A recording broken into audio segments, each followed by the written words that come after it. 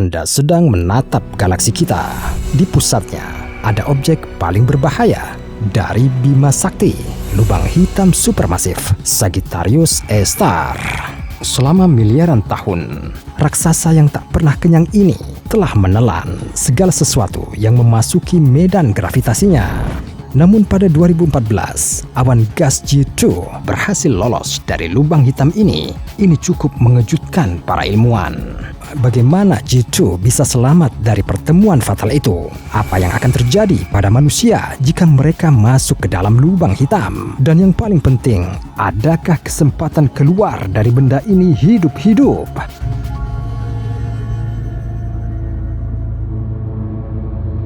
Kenapa bisa trik lihai ini membuat Cloud begitu terkenal? Dalam hal astrofisika, semua kemungkinan bertentangan dengan G2 dan seharusnya tidak berhasil.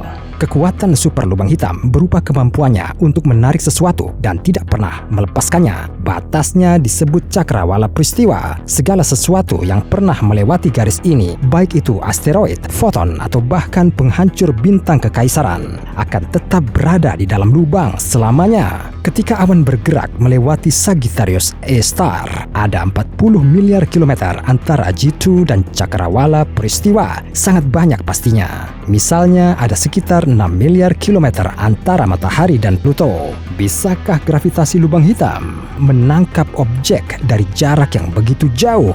Itu tergantung pada massa dan ukuran lubang hitam.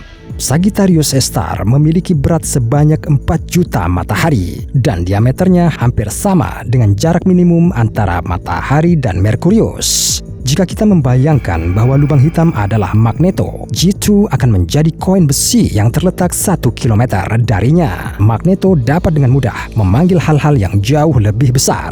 Seperti yang kita lihat, semesta menandatangani surat perintah kematian awan. Jadi bagaimana G2 mengecoh hukum fisika? Cerita dimulai pada 2006. Sebuah tim astronom mendeteksi awan gas G2 terletak 26.000 tahun cahaya dari kita. Itu 3 kali lebih berat dari bumi dan sedang menuju ke pusat Bima Sakti. Perhitungan menunjukkan bahwa lubang hitam seharusnya menarik awan dan mencabiknya dalam 8 tahun. Tapi ada yang tidak beres. Gambar-gambar itu menunjukkan bahwa G2 mendekati lubang dengan kecepatan sekitar 10 juta kilometer per jam. Tapi kemudian ia memutari lubang itu dan mulai menjauh darinya dengan kecepatan yang lebih tinggi. Para ilmuwan menyebutnya kegagalan luar angkasa. Para peneliti segera menyadari bahwa saat mendekati Sagittarius A*, awan membentang ke arahnya, tetapi kembali ke bentuk aslinya setelah meninggalkannya.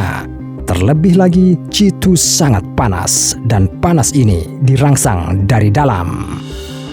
Jawabannya jelas, G2 bukan awan, tapi atmosfer padat bintang. Itu adalah gravitasi bintang yang menyelamatkan awan agar tidak ditarik ke raksasa hitam dan yang memulihkan bentuk sebelumnya. Ahli astrofisika di University of Cologne, Jerman, telah membuat pernyataan. Menurut pengamatan mereka, G2 tidak hanya terdiri dari 1, tapi 3 bintang yang diperkirakan berumur 1 juta tahun. Seperti yang kita lihat, keajaiban yang menyelamatkan awan gas G2 adalah fakta bahwa itu sebenarnya bukan awan.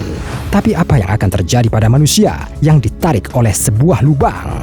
Akankah mereka selamat dari petualangan semacam ini? Bayangkan Anda telah mendekati medan gravitasi Sagittarius A* dan melompat ke tempat yang tidak diketahui. Hal pertama yang akan ditemui di jalan adalah cakram akresi yang terdiri dari plasma panas yang berputar di sekitar lubang begitu cepat hingga hampir mencapai kecepatan cahaya. Dan inilah masalah pertama. Sinar ultraviolet, sinar X, dan sinar gamma semuanya dapat dengan mudah membutakan atau memanggang Anda. Selama 10 menit pertama Anda jatuh di sana, Anda akan berpikir bahwa lubang hitam itu menjauh dan semakin mengecil. Efek ini disebut aberasi optik. Setelah 10 menit pertama itu, Anda akan bergerak jauh lebih cepat dan mencapai 4% kecepatan cahaya. Anda akan mulai mengejar cahaya di depan Anda. segala sesuatu di depan mata Anda tampak cerah, sementara segala sesuatu di belakang Anda gelap. Ini adalah efek Doppler. Dalam hampir 1 jam, Anda akan memasuki bidang foton. Semua cahaya yang dikandungnya langsung menuju lubang.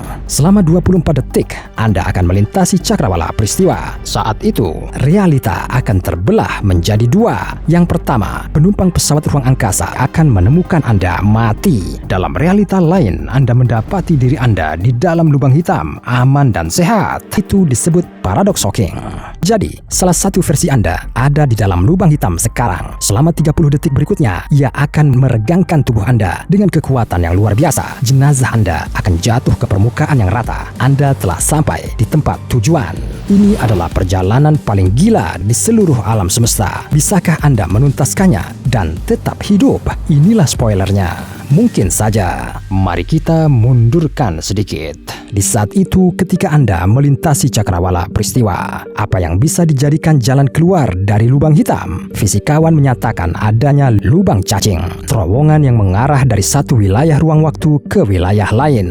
Lubang cacing dapat menghubungkan lubang hitam dengan lawannya, lubang putih. Dan jika lubang hitam tidak membiarkan Anda keluar, lubang putih tidak membiarkan Anda masuk. Itu seperti penyedot debu yang bekerja secara terbalik. Tapi disinilah Anda telah menemukan lubang cacing. Mau masuk atau tidak? Jawabannya pasti ya. Jatuh ke dalam lubang hitam akan menyebabkan kematian Anda. Berbicara tentang sisi lain lubang cacing, mungkin ada tata surya kita, dimensi lain, atau bahkan masa depan. Siapa tahu? Secara teori, Anda memiliki kesempatan untuk menyelamatkan diri dari lubang hitam hidup-hidup. Tapi bagaimana kita bisa mengeceknya? Pertama, para ilmuwan perlu mengirim probe ke lubang hitam terdekat dan menunggu untuk menemukan jalan keluar. Percobaan ini akan memakan waktu tidak kurang dari 1000 tahun. Tetapi bagaimana jika probe yang akan kita kirim ke sana di masa depan telah lama keluar dari lubang putih dan memberi kita sinyal? Kita hanya tidak paham ini. Mungkin kita harus lebih memperhatikan sinyal yang tampaknya tidak masuk akal.